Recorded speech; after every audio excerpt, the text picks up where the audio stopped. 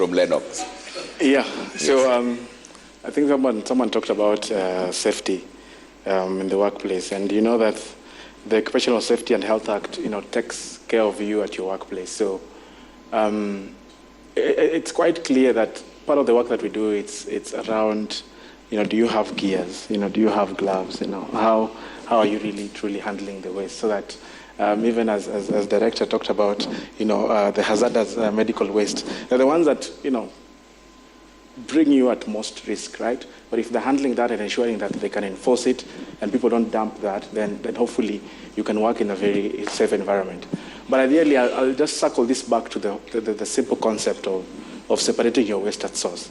If you separate the waste at source, then I'm finding dry waste. Where is the hazard, man? So I truly I think right now it's gearing, but then eventually we have to, maybe as we take action to separate waste at source, is going to be really helpful.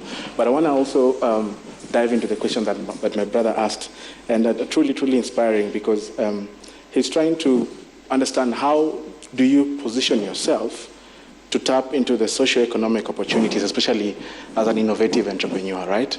And most oftentimes people get it wrong when you're trying to build a solution. You build it from a profit standpoint. And I really want to make it very clear that I am pro looking at the impact of what you're building on the person affected, right? If you look at the concepts around poverty is in itself undignified, right? If you're trying to say that the solution to alleviating poverty perhaps is increasing someone's income, I don't think truly that works, because if you give someone more money and they don't know how to use this money, I've really helped them, right? So the solution really comes in building, very inclusive solutions. If you're looking at the waste workers, you're looking at their life skills, financial literacy, how they manage themselves. So such holistic solutions then open you up to partners that are key, because if you just build for profit, it will be so difficult for you to say, hey, you know what, I'm trying to improve the livelihoods of vulnerable groups. Then it becomes even difficult to tap into existing opportunities. So my recommendation is that as you build solutions, be very innovative, be very adaptable, and tap into the biggest strength that I think got us to where we are right now. All right. Partnerships. All right. Don't be shy. Collaborate. People look at the CEC and they think, I should come and perhaps tell him why this is happening. But perhaps the approach is, how can we work together to make this better?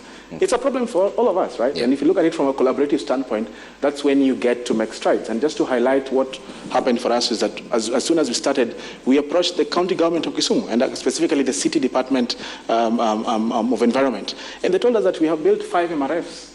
Material recovery facilities, the main one being Maendeleo. We want to optimize it. What did we do?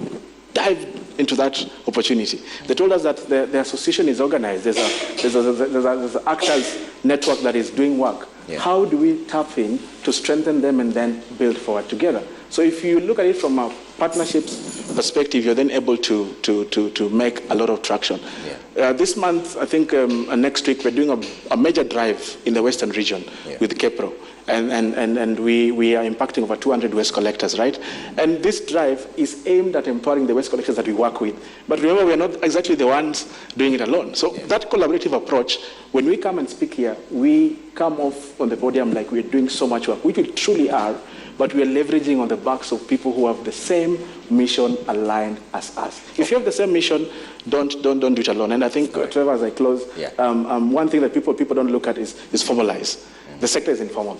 As we transition to the green and circular economy, waste management presents the biggest opportunity, as Joseph mentioned. But what is the challenge? They're informal. Probably the 110 people you're targeting, most people are just taking and saying, if I apply, the system will know that I exist. And then I have to pay tax. Then I have to do what? Then they know my data. So that is the first barrier to tapping into opportunities. We've had so many notable partners support our work. We've looked at challenges that have helped us advance. Even the government the other day ran a Presidential Innovation Award, and we won as the best innovation for Kisumu County. Why? We are formalized, we understand the opportunities, we reach out when the call is out, because when they want to ask about your compliance, you are complying. Okay. You're empowering people, you're supporting what truly matters. All right. Malo, very briefly.